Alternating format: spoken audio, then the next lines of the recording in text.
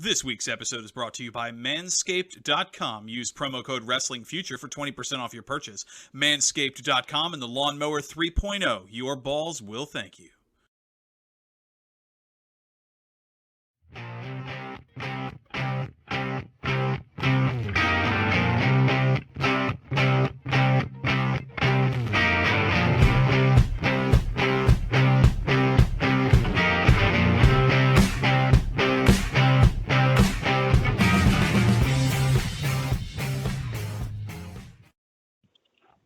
Hello, everybody. Welcome to an epic episode of Wrestling with the Future. We're going back to the territory. In fact, we're going back to the Southwest Territory.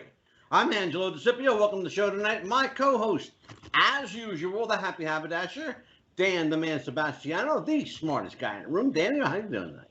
Great. Looking forward to this conversation. I mean, I'm going to tell you what. There are conversations, and then there are guys who can tell a story. We got two of the best in the business tonight. Yes, sir. And let me smarten you up a little bit. I know you're a young guy, and you tell everybody you're the smartest guy in the room, and we let you believe that for the most part. But there was once upon a time, Daniel, in wrestling lore, there was a territory called the Southwest Territory, run by a guy named Joe Blanchard. You might know his son, Tully Blanchard. But the guys who really made that territory cook, there were three of them. There was a guy named Eddie Mansfield, a cantankerous, cranky-looking baby face, if there ever was one. Never worked baby face a day in his life, but he was just like the boy next door. He was a good-looking cat. Still is a good-looking cat, in fact. Then you had this ugly old hombre of a cowboy who was a baby face, and well, you know, I heard that he couldn't tell the difference often, Dan, between a horse and a mule, and once tried to side saddle a jackass. But we'll talk about that later. I think Eddie's got a story about that. But his name is Cowboy Scott Casey, and they are with us tonight, and we're going to take a walk through the territory that they, by and large, built and defined. And there was one other character, Dan the Man, who put everything together. He was the linchpin to all of this, and his name was Wahoo McDaniel. And we're going to hear a lot about Wahoo tonight. So let me introduce, from the Sunshine State of Florida, I think he's still there. He may be in Texas. He may be on an island somewhere. He may be in Honolulu for all I know. Eddie Mansfield, how you doing, my friend? Angelo, I'm doing really, really good. Brother, every time I talk to you, you're in a different part of the world. Where are we at tonight? Well, I'm in the great state of Texas. You in Texas tonight, all right. Now, yeah, we got a guy that should be in Texas, but he's, I think, in Arkansas, if I'm not mistaken. Cowboy, where you at tonight? I am in Junction City, Arkansas, believe it or not. That was right. Now, if you were to look at the map, I was going to say, if you look at the map, Arkansas and Louisiana butt up against each other, and we're right on the Arkansas line. I could probably throw a rock and hit Louisiana right now. So Scott, is that what you're saying? So, Scott, so what you're saying is if the United States needed an enema, they'd stick it there. There you go. Oh, Eddie, you're never one for lack of words. I love it. We are getting started. But I told Dan the Man at the start of the show, I said we got two of the best in the business. Dan, we might get 5 words in the show tonight. We might get 5. By the way, Eddie, just for the record, yes, already put it out there. I put up my show for tonight on Facebook, you know, telling everybody that Cowboy Scott Casey and the Continental Lover, Eddie Mansfield, are going to be on the show. And, you know, we're going to talk about, you know, Southwest and Wahoo. And Karen gave Wahoo McDaniel a big thumbs up. And she gave Cowboy Scott Casey a giant thumbs up. And when it came to Eddie Mansfield, there was a big old poop emoji there. Is that what Karen it did to me? Yeah, she gave you the thumbs down, Bo. Yeah. Well, Wahoo was a little tired when he married her anyway. The chief was worn out when he married that tired ass. And hey now. So it's just I can't help that she must have got him when he was drunk. That's all I can say. Oh, jeez. Well, let's talk about this often overlooked territory. In the history of U.S. wrestling, there are the quintessential territories. You have, of course, Texas, Arizona, New Mexico often go under the radar. California, San Francisco, Los Angeles. Don't forget L.A. Yeah, LA was a hot ass territory. Yes, sir. Oh, absolutely. Portland, of course, Chicago, Philadelphia, New York. All of these, quintessential territories. But oftentimes, the Southwest territory largely slips under the radar by wrestling historians. And some of the greatest talent in the world went through there. Of course, both of you guys, Wahoo, our friend Manny Fernandez, even my buddy David Yohanan did a trip through. So I don't know, whoever wants to take this first, maybe Eddie, you can. Why is Southwest often overlooked by wrestling historians? Well, because a lot of wrestling historians are legends in their own mind. And bottom line is this. Scott Casey and myself pioneered Southwest Championship Wrestling. We popped Southwest Championship Wrestling. We drew more money by accident than anybody, period, in Southwest Championship Wrestling in the history of that damn place. Well, and I know you did, and that's why I'm gonna tell you something. When we set the record at the Hemisphere Arena, they turned away 10,000 people. I heard. And I can tell you one thing: we held that record for 11 straight years until they tore down the Alamo Dome. Yeah, I believe that. I know that to be true. So let me tell you, when I first, I'm going to give you some history. You asked for some history. Be quiet and listen. Yes, So sir. here's the history. Bottom line is this: when me and Scott showed up at the Hemisphere Arena, Tully Blanchard and some jackass was on top, and they're in a 22,000 arena, right? Seat arena. That's where the Spurs played. That's where we wrestled. They only drew 800 people.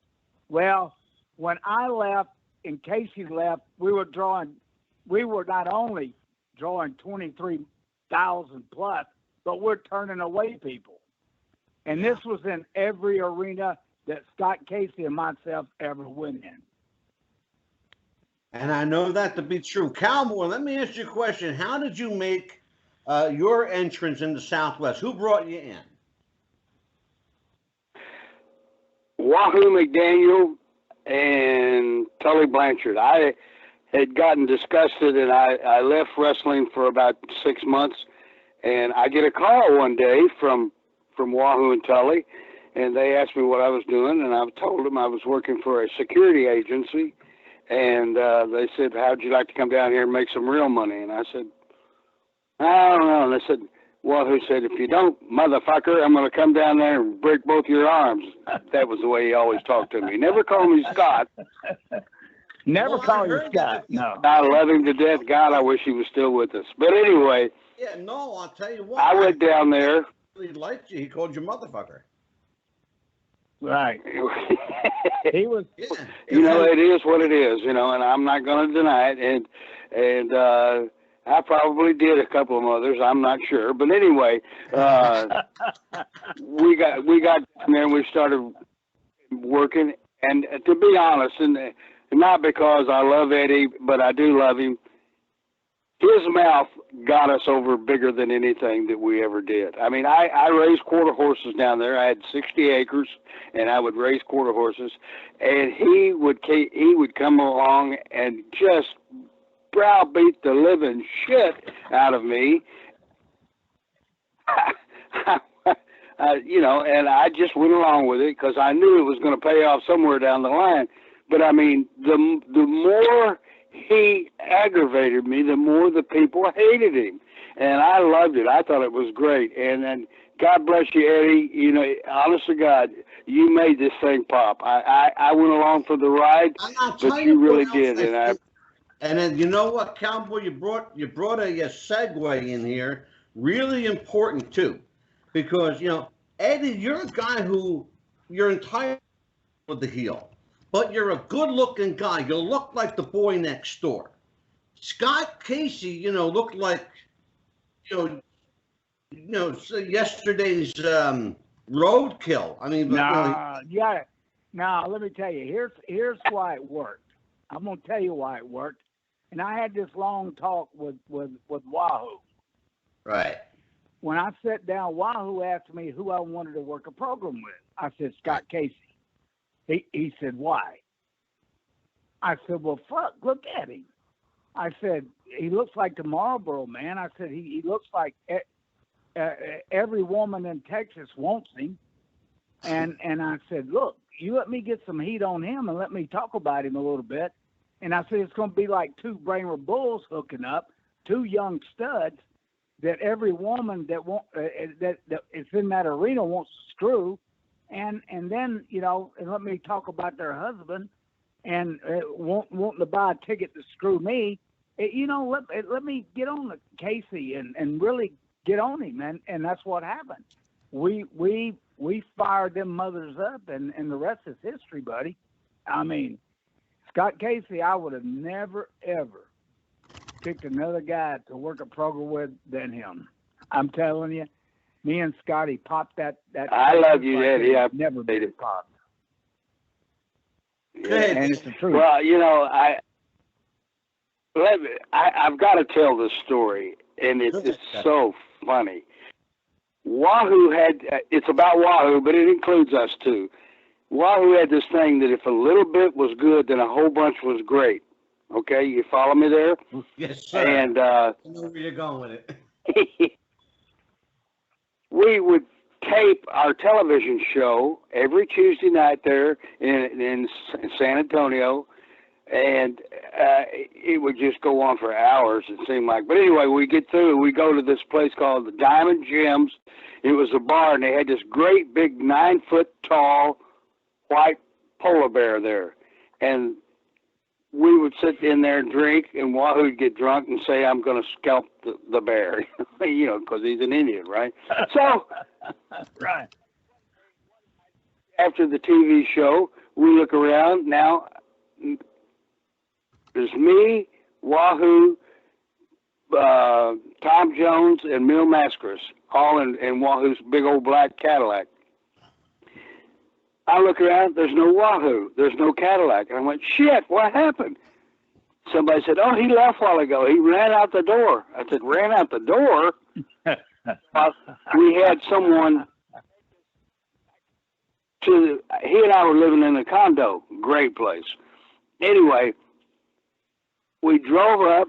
Now, honest to God, this is the truth. God, if you strike me dead if I'm not telling you the truth on this. Drove up, the Cadillac's running, the door's open, the front door's open. I went, oh shit, something, maybe, I don't know what happened. So we walked in, there are 3 piles of white foam. And under these piles of white are shit. Folks, I'm sorry, but it's the truth. I hear the shower going. But, well, maybe he had a problem. So I go into the shower, and, you know, you get these glass showers, and this one, the water was probably up about 1.5 foot and rising, and there was about $300 in there, and I went, damn, but no Wahoo. So all of a sudden we hear this, oh, and then he goes, motherfucker, and I went, oh, shit, that's my cue. So I walked into the bedroom. The 280-pound man, he's curled up like a ball underneath the bed. Now, how he got under there, I don't know. And he was dating a gal at the time, And I called her up, and she was a nurse.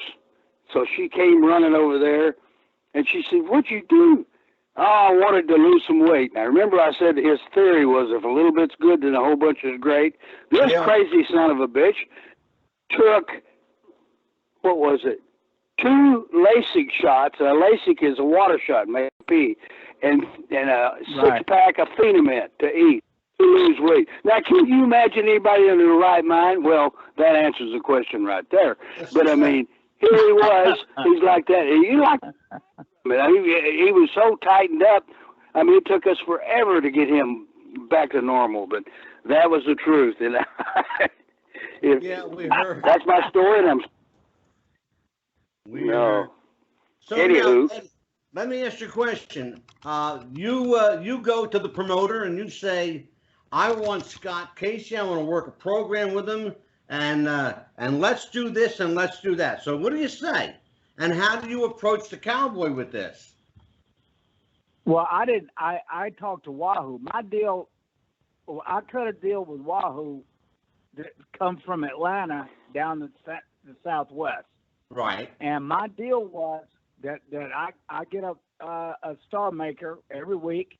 Then I get to do color commentary. Then I get to have an interview, and then I get to pick who I want to work a program with.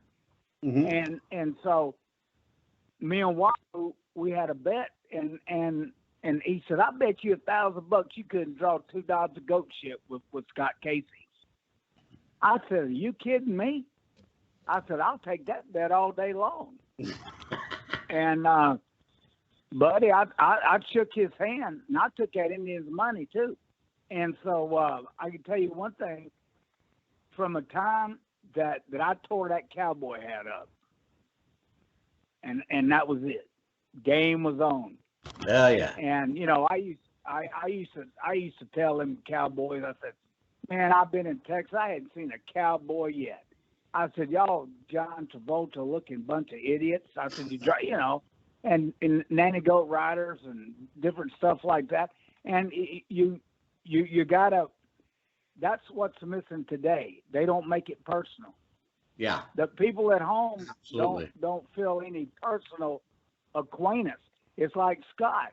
Scott would do interviews that made people love him, and then I'd turn around and do interviews that made them hate me, and I wanted them to hate me. Oh, absolutely. That's what I was. That was my job. That was your job, and that's what you got paid for. Go ahead, Dan and man. Hey, you know what I loved about all of this?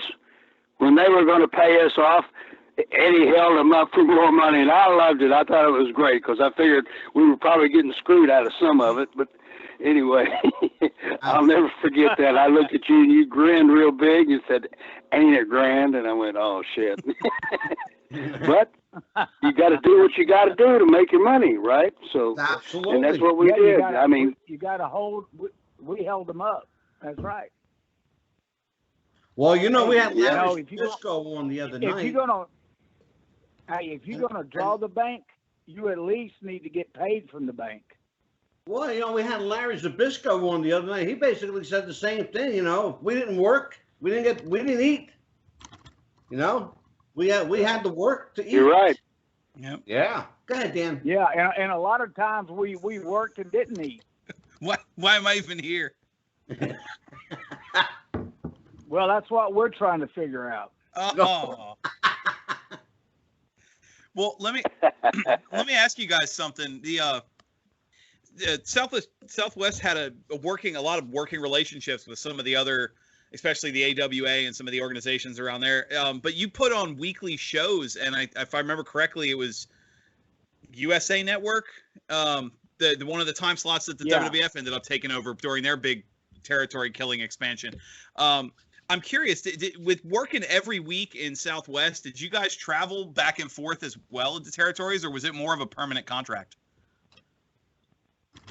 Well, there's no such thing as contracts. Well, yeah, but what we did was back then, me and Wahoo were traveling a lot to Atlanta, because I come from Atlanta, and Ole Anderson killed the son of a bitch, so we had to go back in and try to help him to get it going again, and so Wahoo, two of the things I'm really proud of is what I did with Scott, and that the Indian and myself was the first two guys on 6:05 on a Saturday afternoon, and at 10:30 on Sunday morning on national TV. We were the first two to ever do that, and a lot of people don't know that.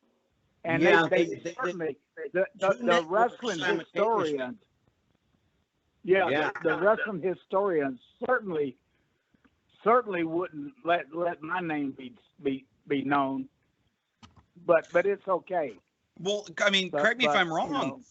The Southwest show on USA Network, was that not the first nationally broadcast wrestling territory show? I know there was a lot of local, but wasn't that the first? Yeah. Well, that and the Georgia Championship Wrestling it was. Mm-hmm. Yeah. You know, you had Turner. That goes lost on a lot of people, you guys. That goes lost on a lot of people. The fact that Southwest really was, for all intents and purposes, the first nationally syndicated wrestling show. Besides, absolutely. The Superstation WTBS Channel 17, that Ted Turner's network. But a lot of people forget about that. That a lot of great wrestling television came out of Southwest, at Texas, Oklahoma. A lot of people forget about this stuff. Let's talk about a match today. And Eddy and Scott, and I've got to talk to you guys because you were both involved in this match. It was a mixed tag team match.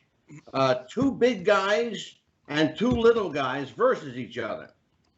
Cowboy Lang and Cowboy Scott Casey versus Eddy Mansfield and oh god damn, who was it? Tim, right? Little Tim, or what they call him? I don't want to say Tiny Tim, but something Tim, right? Who was it? Tiny Tim. Tiny Tim. Was it Tiny Tim or Little Beaver? Little Beaver sounds better. Yeah, I don't think it was Tiny Tim. I think it was Beaver. Yeah, I think it was Beaver. There you go. But I saw this. Little Beaver sounds better, you know. I hear you, man. But I saw this. You're a dirty old man. Tiny Tom was his name.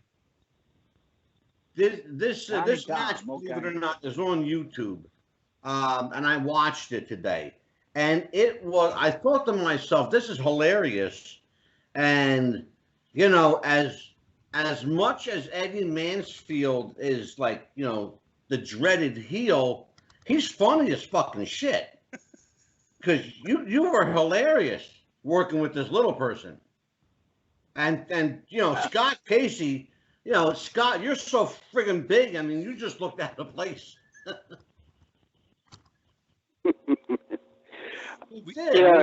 It's funny because you love to work with the little guys because most of them are better workers than the big guys. And I know Cowboy Lang, I can't remember, didn't he bite you in the butt, Eddy, or not? I'm trying to remember if he did. I'm thinking he did, but he did, in fact. His little ass up. Well, I'll tell you what. His little ass up and chunked him off the top rope too. Yeah, and I will tell you that he did, in fact, take a bite out of Eddy Mansfield's ass. Yes, he did. It's all on video. Well, a lot of women wanted to do that, you know.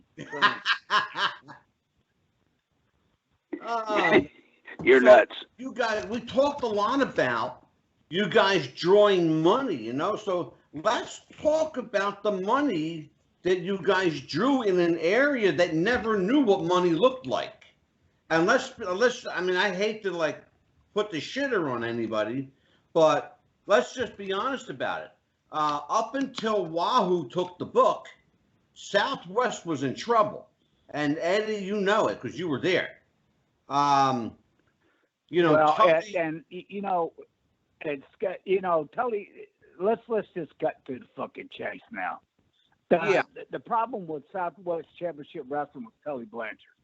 And that's where. And the bottom line is that if he'd have left Wahoo alone and left Scotty alone, we would have kept drawing for another year and a half.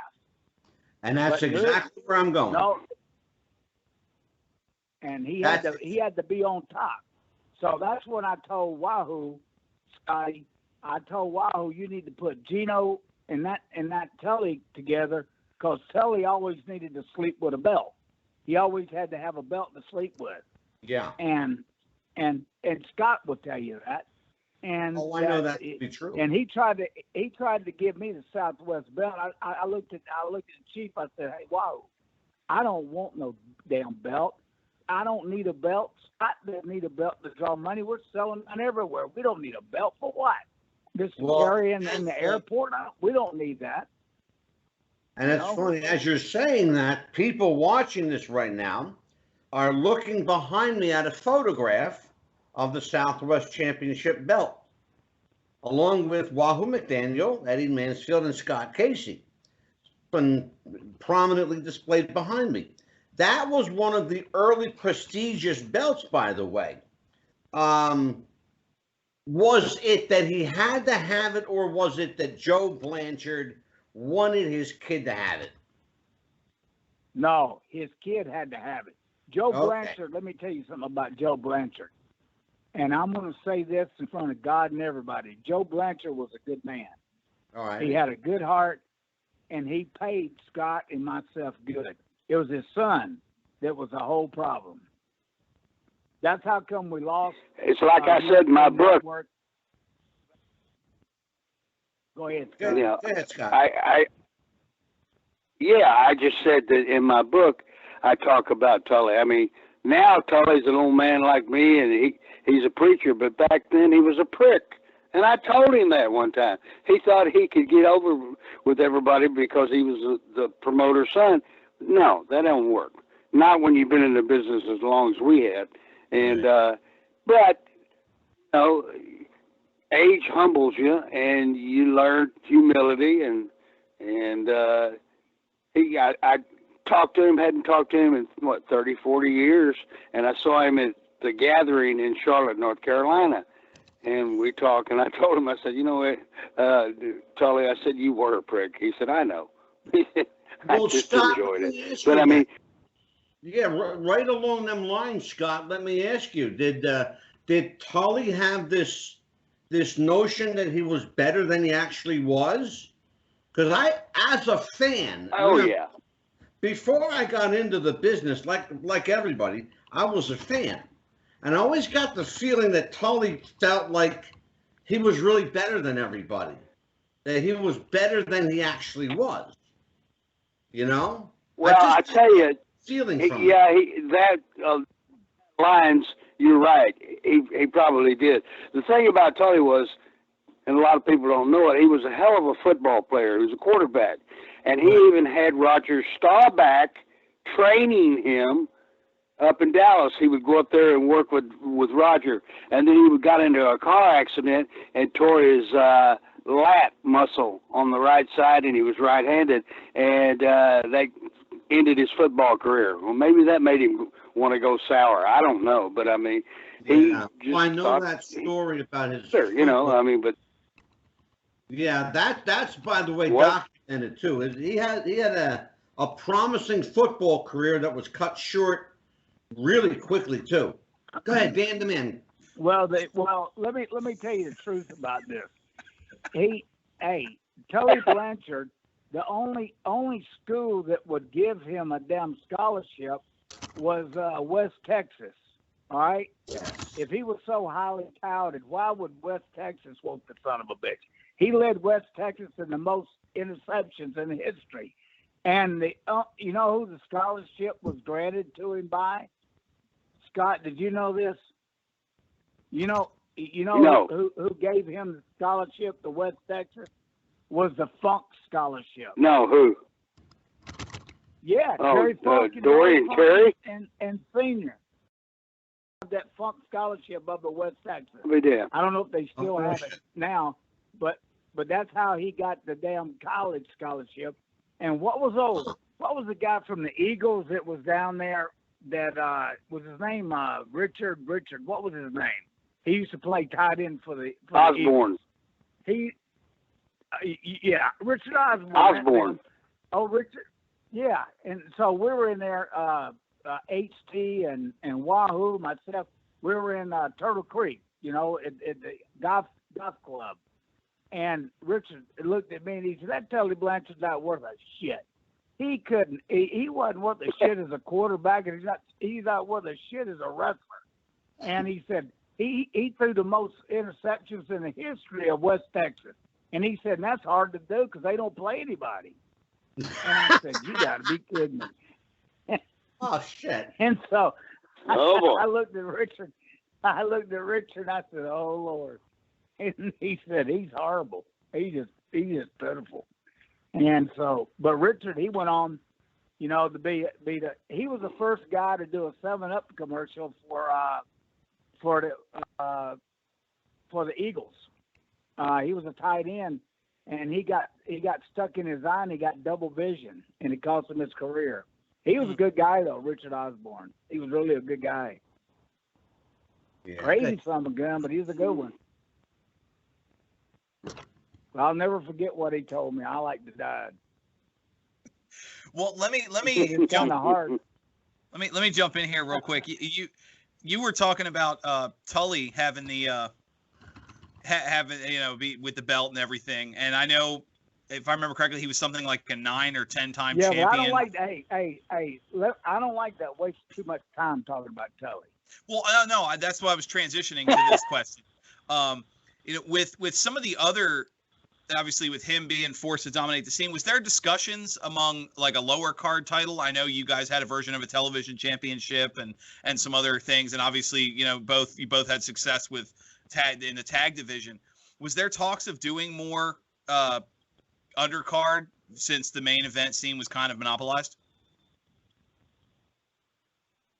Well, let me tell you, he tried to put himself on top, and Scott Casey and myself were drawing all the houses.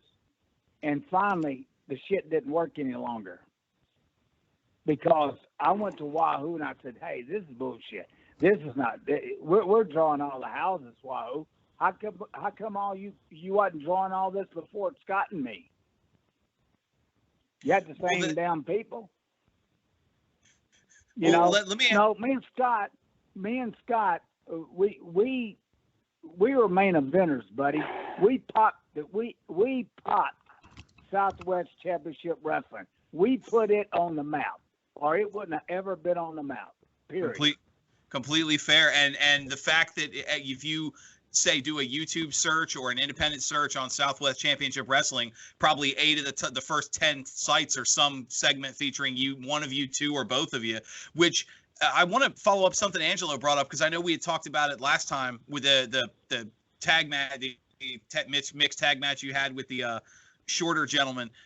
There's a lot of gimmicky stuff. Like at what point was there any point where you guys were constantly, a weekly, monthly, involved in angles and gimmicks and interfering in each other's bits, and maybe some side matches where the other had to get involved? Was there ever a point where you felt like your long-term rivalry was getting stale, or did you keep coming up with new things and it just worked everything you did? Well, they just kept coming up with things to do, I can tell you like this. We had to work our ass off to get the people to come back. And we did it, and they came back, and this is my own personal opinion. Nowadays, we would start out, tell a story, and do the match, and have a pop, and boom, somebody win. Nowadays, they go out there and they start at 100 miles an hour and work their way up to 500 miles an hour. And I don't understand it, and evidently it pays off because the guys are getting exorbitant money, but and it's not jealousy. God bless them. I hope they make it. But it just didn't, we were trained and taught a different way. It was a different time in wrestling, and we had to work our ass off to make it, but we did, and you enjoyed it. But like you said, every week, like Wahoo and Tully and me and Eddy would sit down and we go over angles. Well, it's kind of like a pyramid. It's wide at the bottom and starts up to the top, and we had to make it work. And we had to. We worked our ass off to do it.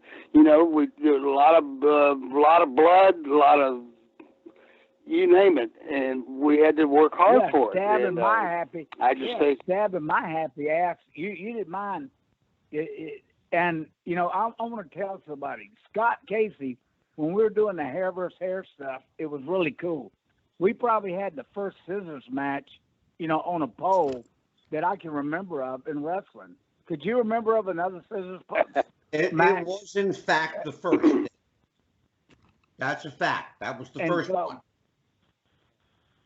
But one thing about it, people didn't understand that Scott Casey can cut hair. And Scott cut my hair. I did men and women's. Nice. I had a special on Wednesdays for the ladies. I did. Yeah, he's a hell of a Go ahead. He is.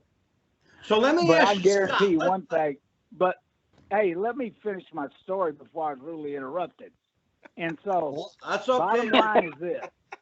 Because I'm going to rudely interrupt you some more too. I'd grab. I'd get that damn Scott. I'd do the old sheet gimmick. I'd get that damn scissors off that pole, and then boom, Scotty would hit me in the gut, and boom, the damn scissors fly up. He'd grab them, and then he'd grab my hair, but he could cut my hair so clean, boom, and he knew how to cut it, and he could throw it up in the air, and you would swear on your mother's eyes that he cut half my hair off, and that's the kind of stuff that we could do that a lot of people couldn't do. Oh, absolutely. And that's what made people believe in us. And it's like Shawn Michaels said at the Cauliflower Alley Club. And he said it to Scott because I don't go. I don't attend them. But he said to Scott that was the third best matches he's ever seen in his whole career, and professional wrestling was a hair versus hair with Scott and myself, and that's quite a accomplishment. It sure is. As a matter of fact, that we actually reached out to the WWE to get a word from Shawn Michaels. We have not heard back. In fact, I told Scott about that. Even to the point where I called the center.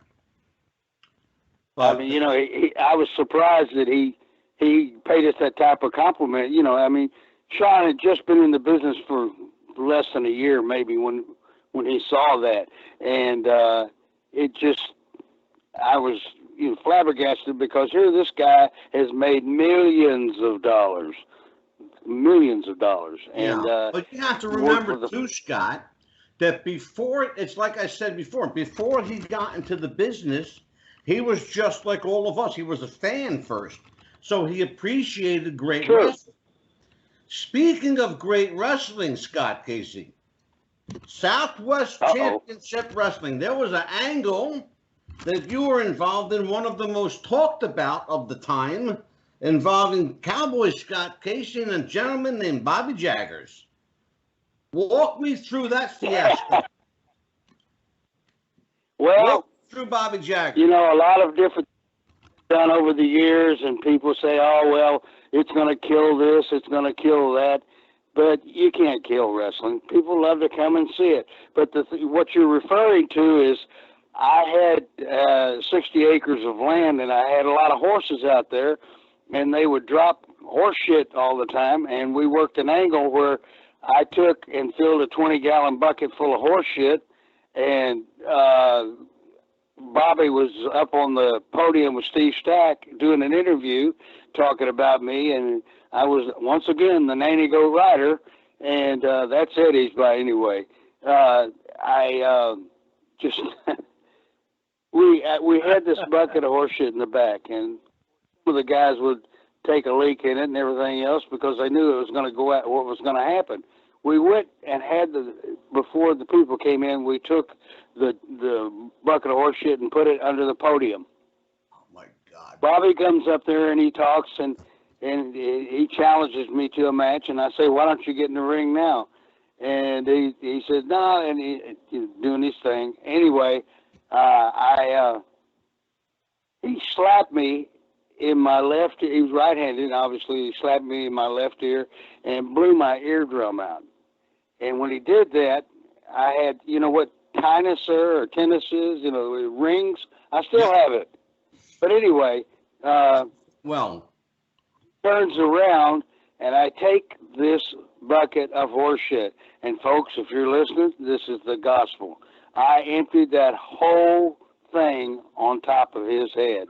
And I hope they paid him well for that. Because it was, no one has ever done it. Don't think, and correct me if I'm wrong, but I mean, it was it was a mess. Steve Stack had to go change his clothes. I had to go change my tights and boots. But it popped like crazy, you know.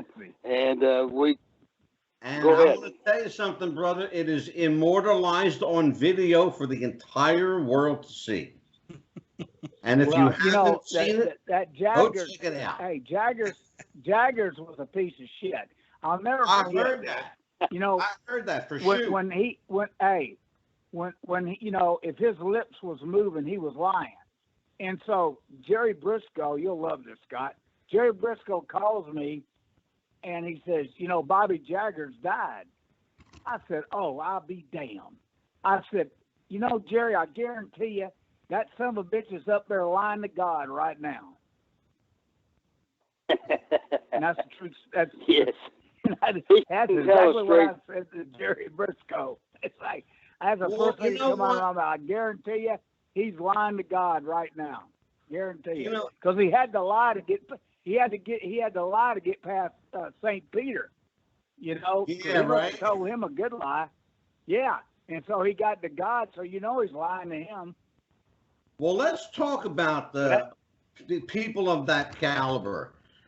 There was another guy in Southwest that sometimes gets overlooked because he made the transition to world class and is largely known for his tenure in world class. But you, both of you worked with a gentleman named Gino Hernandez. Talk to me about your memories of Gino.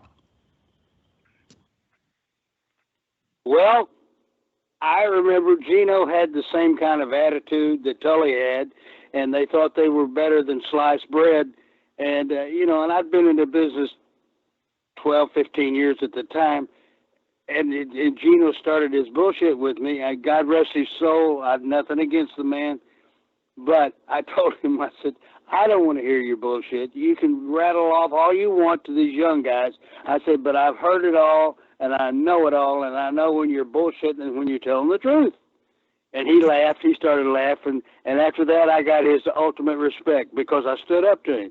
But Gino got him like Tully, and they thought they were better than everybody else. And, you know, in a way, it helped them in the wrestling world because it helped them make money. But, you know, it's just, you know, there's guys that way. You know, they think that nobody can touch them. Nobody's as good as they are. And that's just the way it was. But, you know, God rest his soul, he was a good soul. And when I had him away from the ring and talking to him, he was a completely different person. Into that story. Well, then let me ask you something else. We touched on some of the talent. Obviously, the focus tonight's been you guys working with each other and your completely flattering, non-biased opinions of your former champions and stuff like that. But I'm curious, since you mentioned Gino and some of the other talent that came through the Southwest, do you guys have any good stories about other people you've worked with besides each other?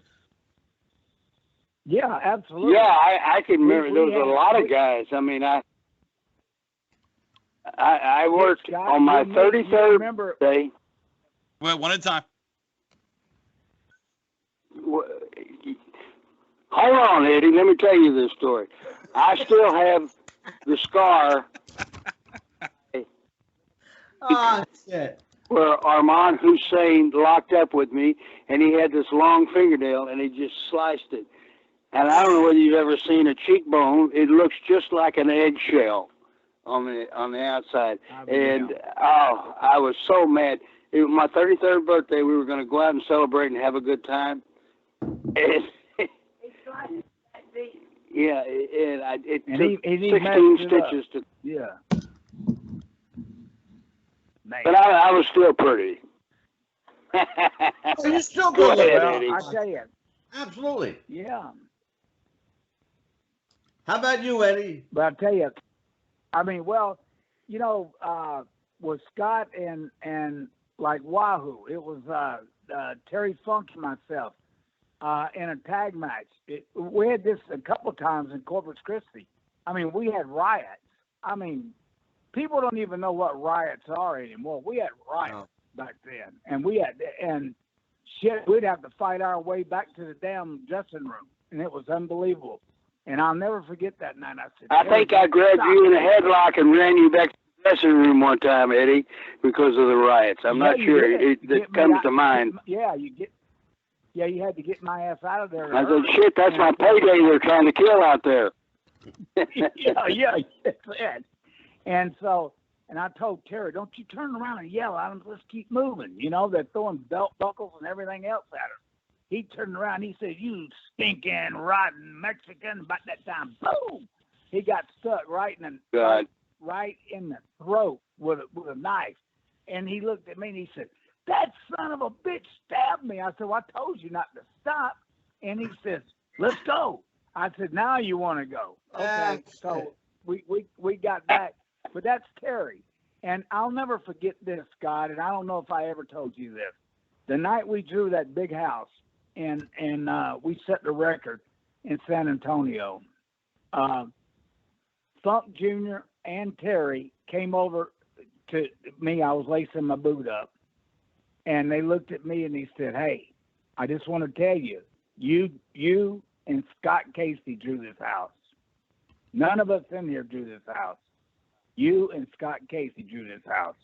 We were all here before. You know what got me? Right underneath us, they had a 6-man tag match. I mean, 3 on each side. Everybody had to get in there to get the money, but I'm glad you held them up." Exactly. So you guys, so Joe Blanchard starts this group somewhere around 77, 78, right? Around 1978. And so what, Southwest Wrestling? Yeah, Southwest. I was earlier than that. It was probably around 72, 73. Was it I really? think, because I was down there 8 or 9 years. Oh, okay. Well, is that about right, Eddie? About 72, 70? Because I'm thinking 77, 78. Yeah, but I didn't come around there till late. You know what I mean? And yeah. And he by that time he got his stuff together, got TV and really got, you know, it got Wahoo in there, got Scotty in there, got, you know, he had Pusky in there and started getting some talent in there. And that's exactly where I'm going with it. Yep. Eddie, Eddie, stay with me on this too, because that's a perfect segue. And I'm glad, Scott, you said that it was earlier than that, because as far back as I go with Southwest is 77, 78 when I discovered it. But I know that it was a rapid ride to stardom with Southwest, because the company as a company and as an entity, it pretty well only lasted till about 1985 or 86. Am I right? And then that's when the cocaine run out. Yeah, and then the cocaine run out. I was going to ask you, because I heard and he's actually, believe it or not, he's got some validity to that, because I heard what the problem was that a lot of drugs were going through that area, a lot. Well, Fred Behrens was probably one of the biggest coke dealers the United States well, let's put it the Southwest United States. Okay. And he had have you ever known a guy that could sell cars, not own the thing and have a ranch out there in Bernie, Texas? You remember that ranch, Scott? And I took my horse out there and rode him through the front door of his house. yeah, I remember that. Yeah, that's right. You sure did. Well, the reason I'm going there, you guys, is because, like I said, let's say if you say 1972, I'm saying 77, so give or take a couple of years. Point is somewhere in the mid 70s to 85, 86, right? Somewhere around here. So the company has a rapid. You're right. Yeah, but it was later. It was later. It was more like Southwest really grew in 1980. That's when right. Casey and myself got there. That's when we started popping that thing. All the rest of the years were a waste of time. Huh? Eddie, you got there in 82, right? No, I got there in 1980. Oh, and I stayed there till 80, 81, 82. Oh. And I got out of there at the end of 82. Yeah. And the Cowboy, did you go? Did you follow? They had to run. They ran me out because Tully was so jealous of me, and Scott that he didn't want me around because I could have turned babyface, and me and Scott could have teamed up against Gino and Mr. Prick, and had another run, and then I could have turned on Scott, and me and him would have had another run, another year, would have kept it going. Is it fair to say you left a lot of money on the table? Is it fair to say you left a lot of money on the table? Yeah, they left a lot on there, believe me. Yeah. So now, Cowboy, so you and Eddie. Yes, sir. You work in this program till what? Till the end of this thing, or till the company goes bust, or did you leave before the company folded? Hey, me and Scott Casey didn't bust no fucking company. Number one. Number two, we left. When I left, we were selling out everywhere. The only reason I left was because the prick screwed me on my payoff. Right.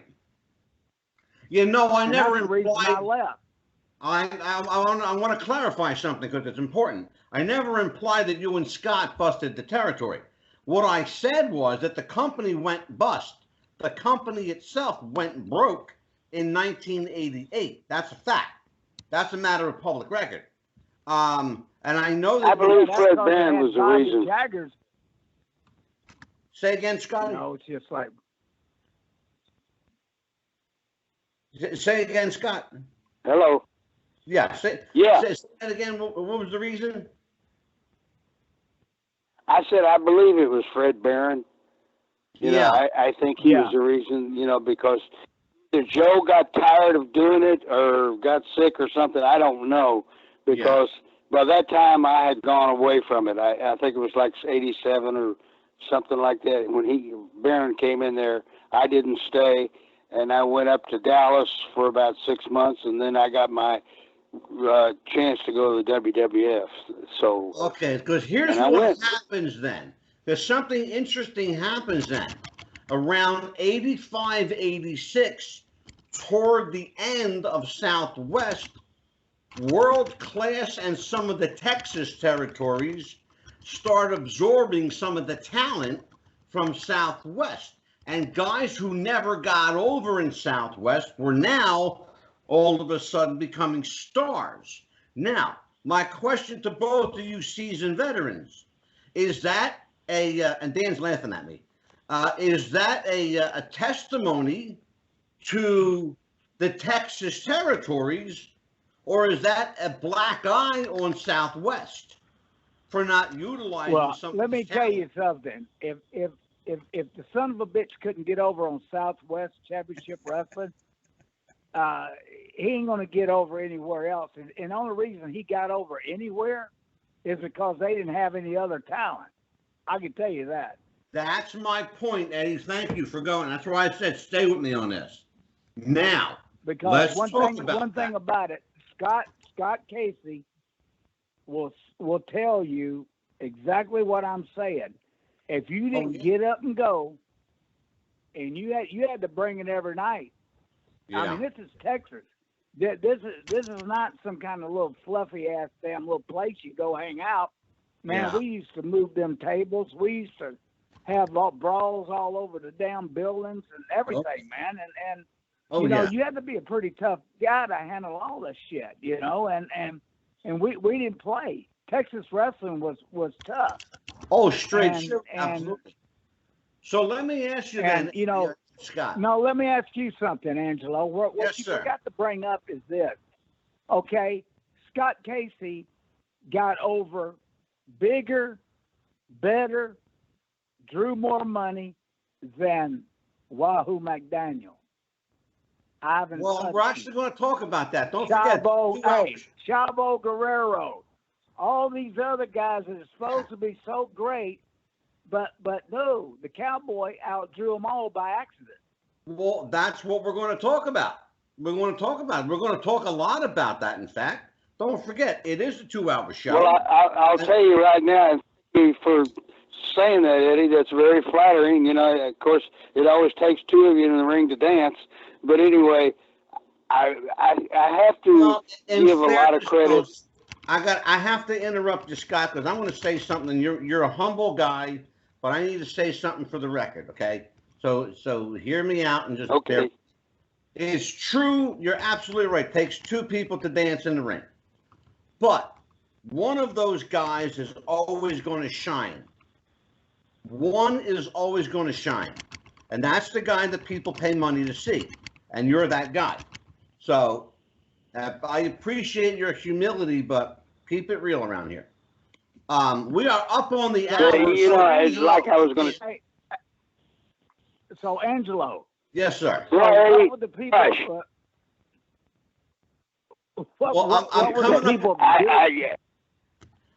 Eddie, you'll appreciate this being in television. I'm coming up on a hard break, so I got to do my commercial here. Okay, go ahead. Go ahead, Dan. Go ahead. Hit it. Okay. Yeah. It's the longest I'm going to get to talk tonight. You know, we obviously take good care of each other, and we've talked a lot tonight, but we do want to do our shout out. Our sponsor for today's episode is Manscaped.com. Manscaped.com is the leading producer and supplier of man trimming products. Their current package includes the Lawnmower 3.0, which is the #1 rated trimming man trimmer on the market. It's a bundle deal, includes a deodorizer, refreshing spray, a deodorant. They have a package of new wipes. It all comes in a leather carrying case. You can use promo code WrestlingFuture for 20% off at manscaped.com. Promo code WrestlingFuture, 20% off your purchase. They also have the Weed Whacker, which is a nose and ear trimmer, among other products. Manscaped.com and promo code WrestlingFuture. Your balls will thank you. Your balls will thank you. Hell, you need it. Hey, you need to send that to Bret Hart.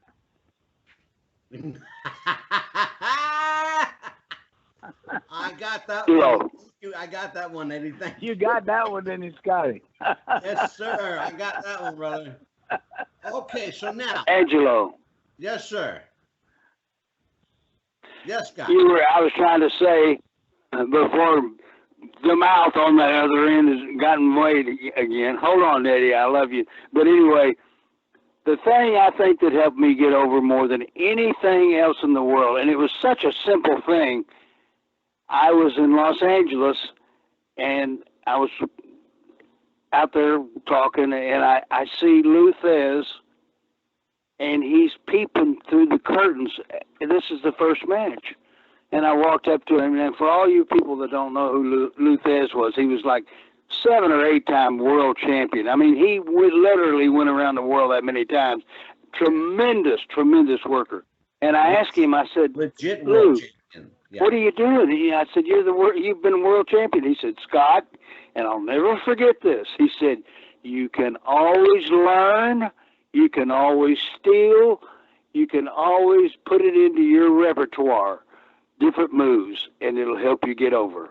And that's what I credit a lot to. God rest your soul, Lou. I loved you to death. And, it was true. And after that, I don't care where I was at, whether it be Madison Square Garden or Corpus Christi, Texas, I would be looking at the matches through the curtains to learn things. Because, your mind goes one way and your body goes another sometimes with this stuff. And I learned a lot. There was a lot of tremendous wrestlers that I can't give credit to all of them at one time, but they just, I stole things, I used them in the ring, I used moves, I used expressions, I used things on interviews.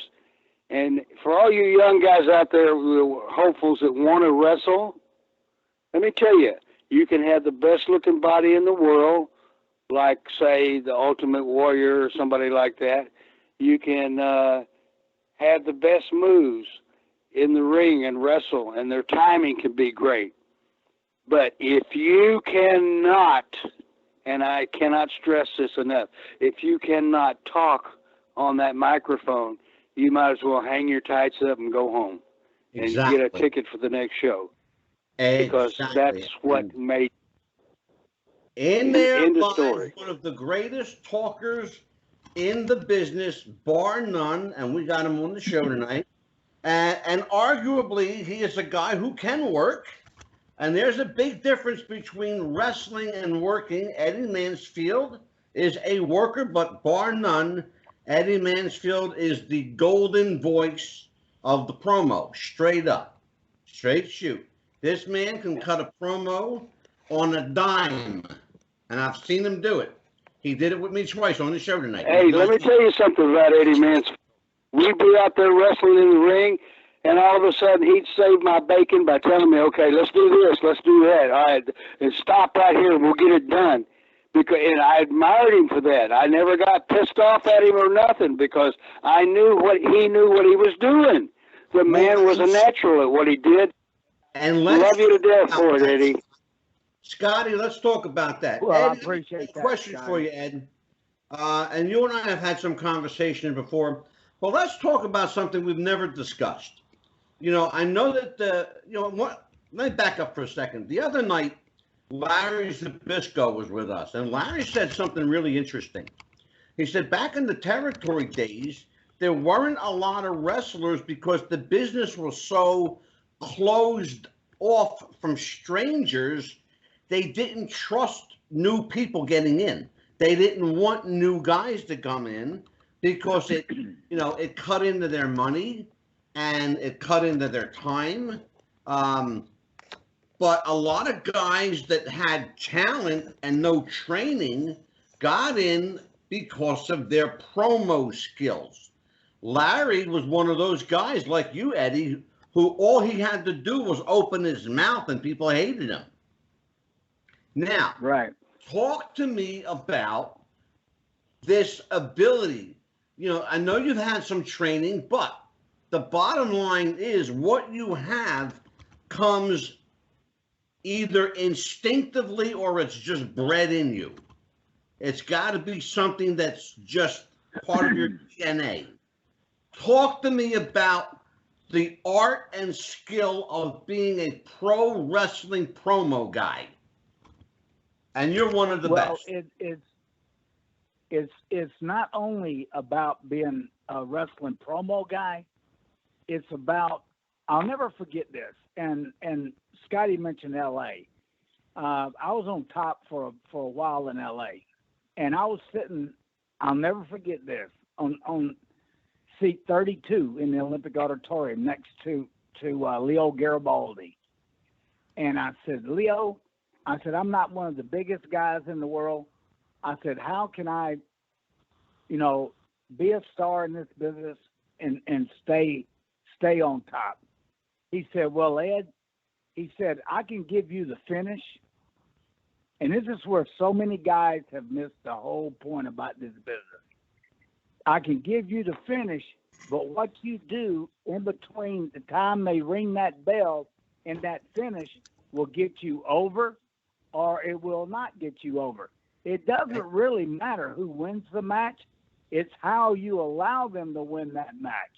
And then then you get your heat after that match, and then you grab that microphone and you light somebody's ass up. It's like if I was talking about Scott, I would say, I was riding down the road the other day, right on the right. I went right by his ranch. And look at Scott Casey. What was he doing? He was out on a quarter horse roping a bunch of damn nanny goats. And can you imagine a cowboy roping nanny goats and he calls himself a cowboy? I mean, for God's sake, he's a Reptile Ranger. He's not a cowboy. I mean, and stuff like that. You got to get personal. See, so many guys, they always were worried about Chavo Guerrero's were the worst. He always had to get his hand raised. It's not about how many times you get your hand raised. It's how a wrestling match is a beginning, a middle, and end. And you got to get to the dance to have the dance.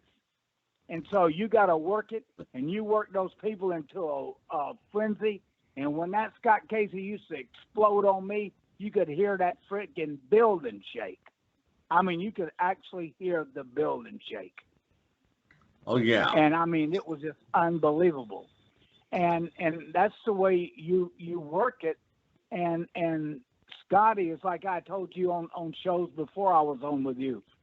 Scott is one of the most underrated baby faces in the history of professional wrestling. Absolutely.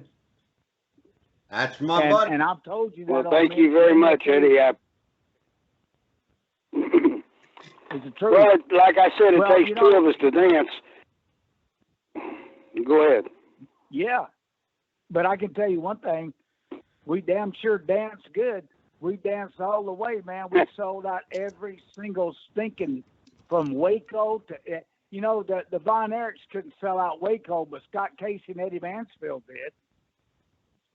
Scott, when you and Eddie left Southwest, did you guys see the writing on the wall? Did you know that your time was up there? And how important? I certainly did. I think so. I certainly did, Angelo. I certainly did when I saw my fucking paycheck. Well, I was going to talk to you about that. Because is there such a thing as like overstaying your welcome, especially when you know you're not getting your money's worth? Well, how can you overstay? I think it is when you're drawing. When me and Scotty are drawing bigger houses than anybody, how can we overstay our welcome? Well, no, it was jealousy. My point was, I know pure jealousy. Well, I know some of the problems there were financially related. I know this because guys who weren't worth it were getting more than they should have. You had, for lack of Angelo, let me explain this to you. Yes, sir. Okay, Scott and myself would go in and sell out whether it's Corpus Christi or San Angelo or Laredo, Texas, wherever it was. Right. Do you realize that Tully Blanchard wasn't even on the card and he got the same main event money that we did? Do you think that's fair? And that's exactly what I just said. That's exactly what I just said. That's the point I'm trying to make. There were a lot of guys in that territory who sucked it dry financially. So for you, Eddie, when did you realize was that the point? Was you knowing that you weren't getting your money, it was time for you to go? How about you, Scott? Was it the same thing? Well, do you want me to answer or do you want Scott to answer? Well, I want Scott to answer that last part. Go ahead, Eddie. No, Scott, I was asking you. I learned from when it was time for me to go, from when they let Wahoo go, Scott and myself was Wahoo's guys, and then they brought in Buck Robley, and Buck had, and I'm a friend of Buck's. Buck was a good booker, and he would want me to ride with him, and I'd always rib him. Scott, I'd say, yeah, you must think I'm a damn idiot, Buck. You just trying to get a rub off me. That's all you doing. You just try, but one thing about it, Buck made sure I got my money before I left. Yeah. And that's one thing about Buck Roby. He always stood up for the guys, and he always said to me about Scott, he says, you guys made this territory.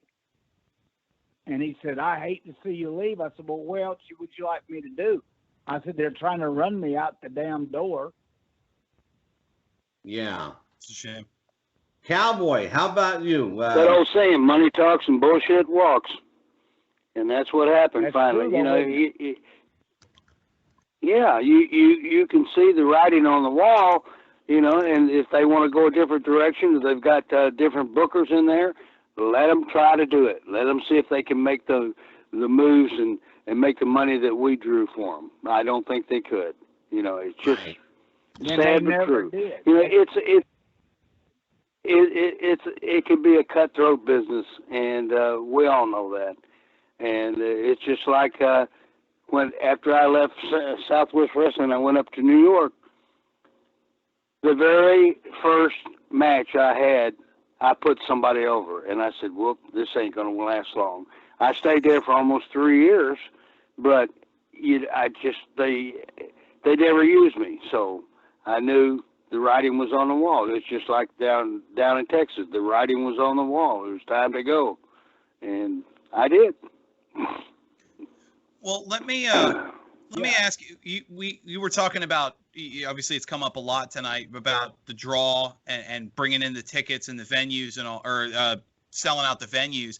That's something I wanted to focus on. Is Southwest was famous for some of their venues. I mean, obviously, we talked where you guys play in San Antonio.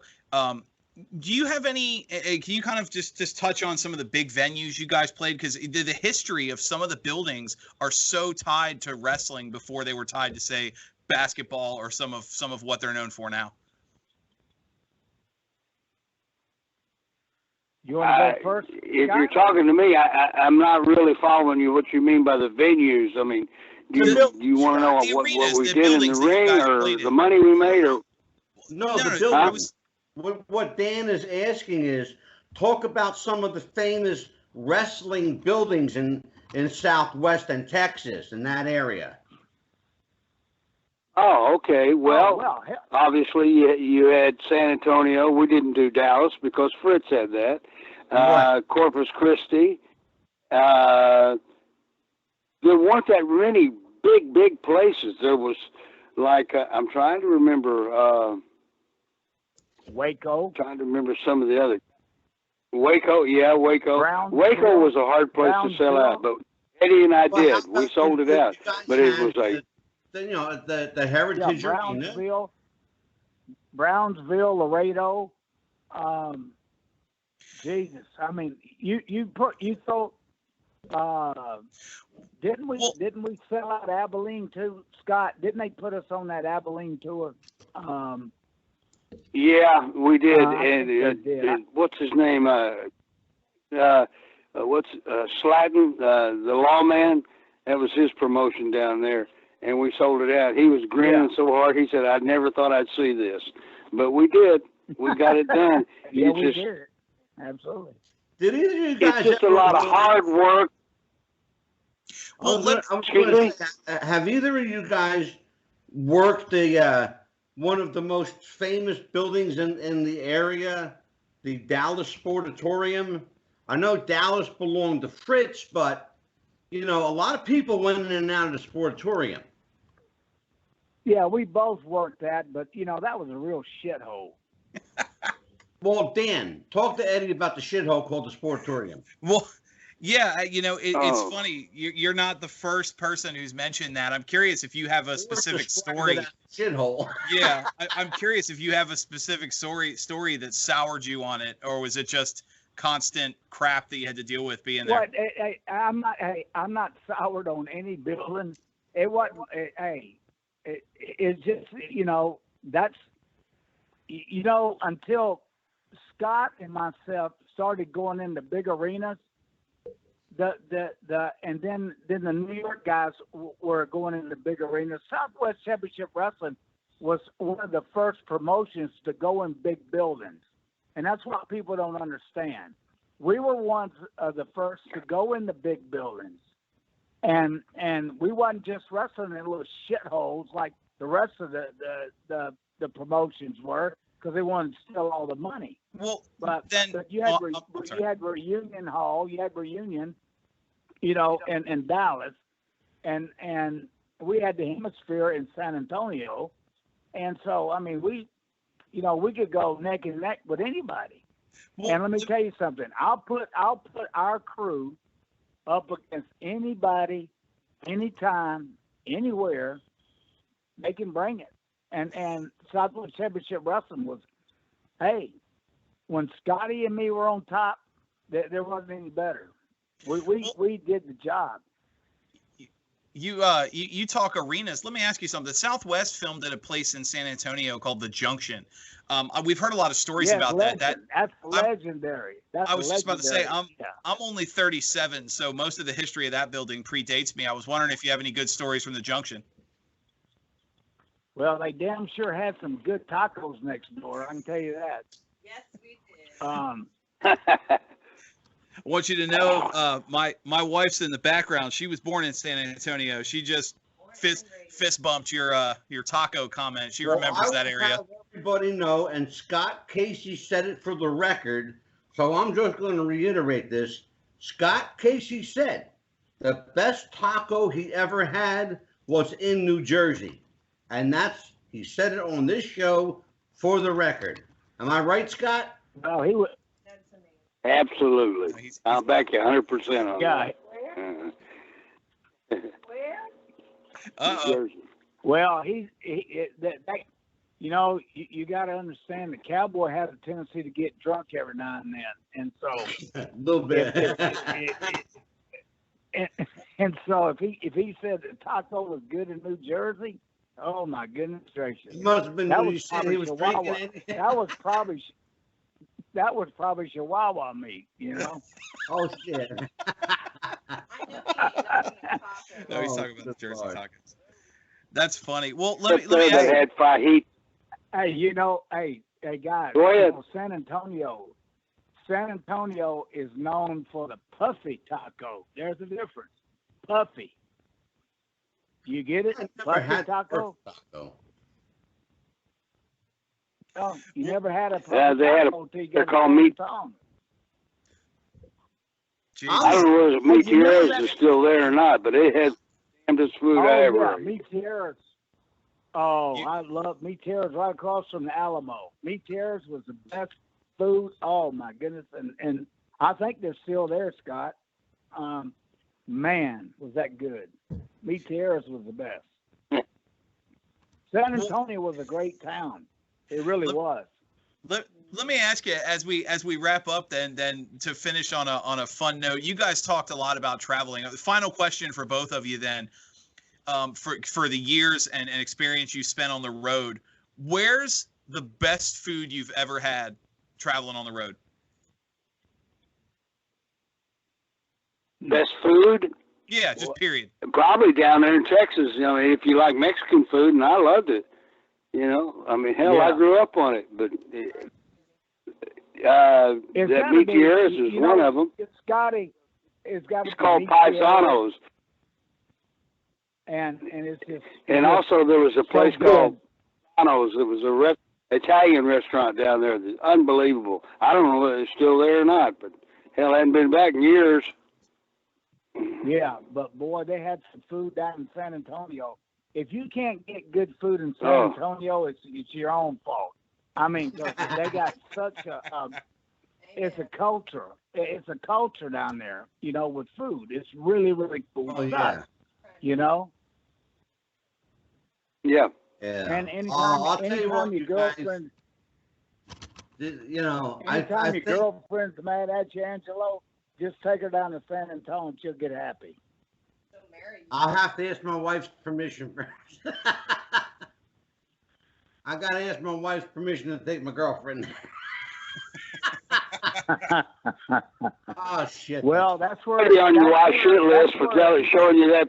Down in San I'll Antonio. be an ex-wife. I traveled San Antonio without her. You guys are incorrigible. I love you.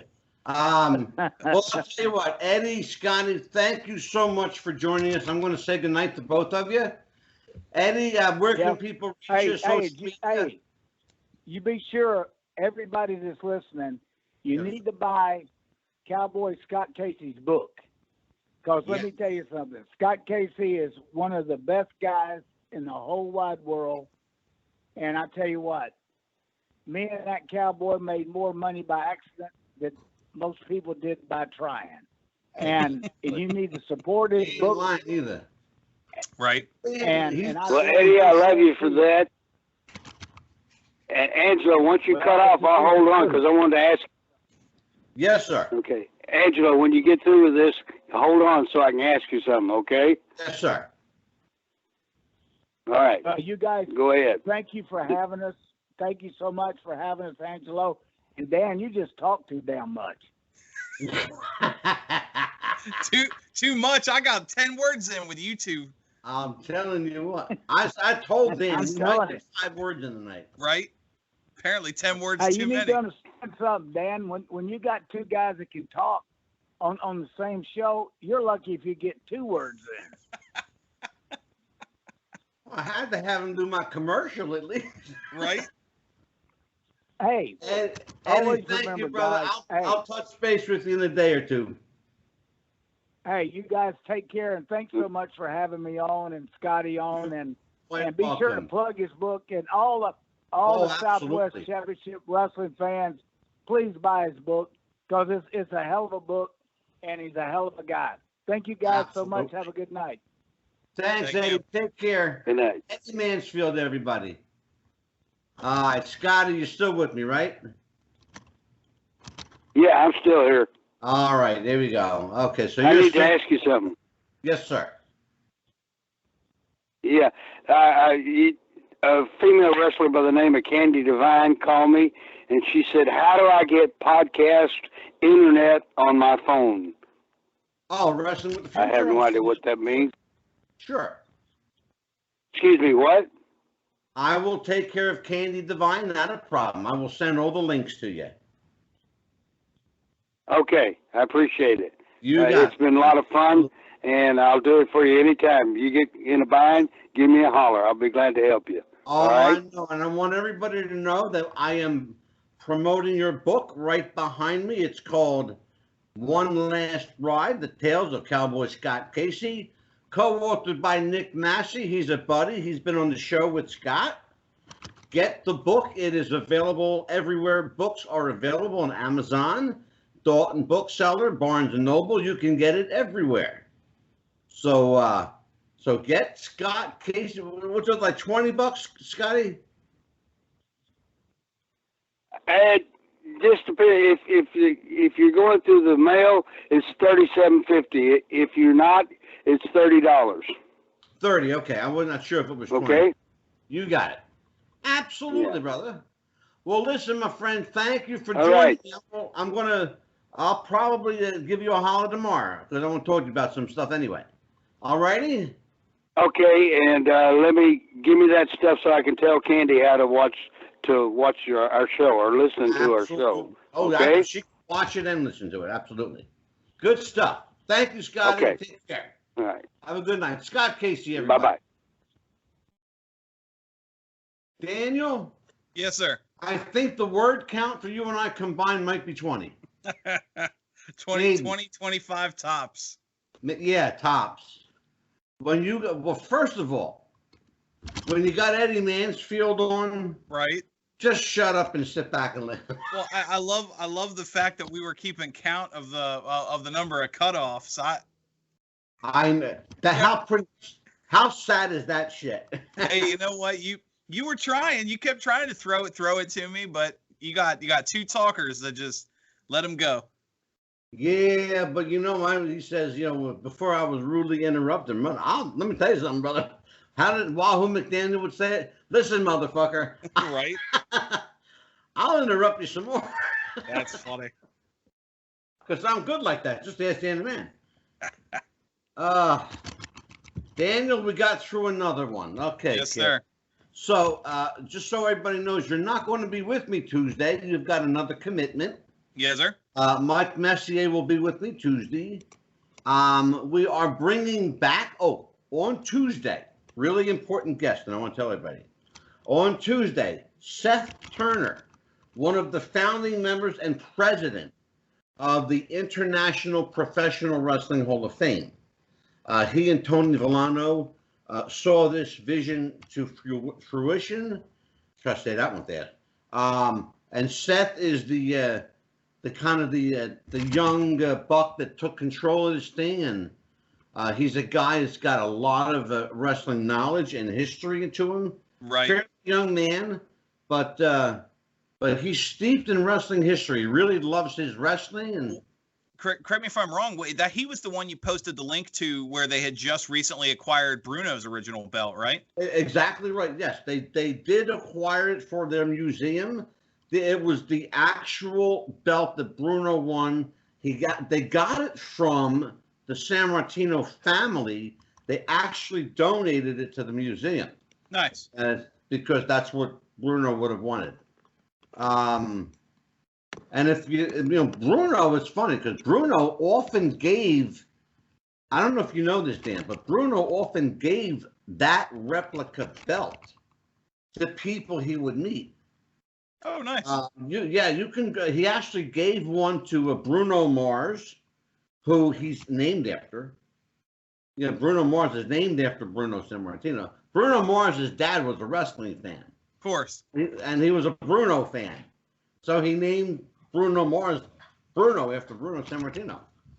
That's but great. Bruno often give that belt. But yeah, Seth acquired that from the family.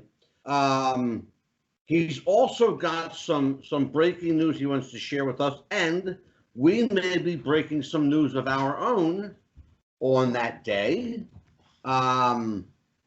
with regards to this podcast, and we're just going to keep mums on that for a little bit. But let me tell you who's coming up. Again, Seth Turner next week on the 24th. We have with us on December the 1st the return of Nick Christopher. He is that amazing author of crime novels on the Greek and Italian mob and the Irish mob, and he will be with us to continue his conversation. What a fascinating writer this man is. I love talking to mob authors. He and George Anastasia. Well, I would love to get both of them guys. Right, that'd be wonderful. To get John Alite on the show. Oh man, I would love to get him on here. Even if he called in. If you're call me. Give me a call. My number's on the link. Anyway, so Dan, what you got going on in the world of Sebastiano? Well, I mean, like you said, I'll be out next week. We're not recording Thanksgiving Day. We'll be back on the 1st. We have a lot of stuff about some recurring guests and some new faces that are coming back. And then we could finish up the month, and then, finish up the year, and then bright and early January, we'll be back with a new coat of paint and ready to go. Oh boy, we got a brand new coat of paint. Yeah. Well, December will be an abbreviated month, of course, because of Christmas and the holidays. We'll probably we may do a total of 4 shows for December, maybe. We of course, we will stop recording. The last show before Christmas will be that Tuesday. And of course, the first show for the new year will be the first Tuesday of 2021. And so it's really easy to remember. Right. So we don't do any show on Christmas. We never do a show on Christmas Eve or Christmas Day or New Year's Eve and New Year's Day. That's reserved for family and friends and getting right with whoever your God is. But with me, I'll be spending time with family and getting fat and eating whatever my wife decides to cook. And so, for Dan the Man, for myself, Angelo DeCipio. Thank you for joining us on Wrestling with the Future. Happy wrestling, everybody, and we'll see you next time, and take care. Bye-bye.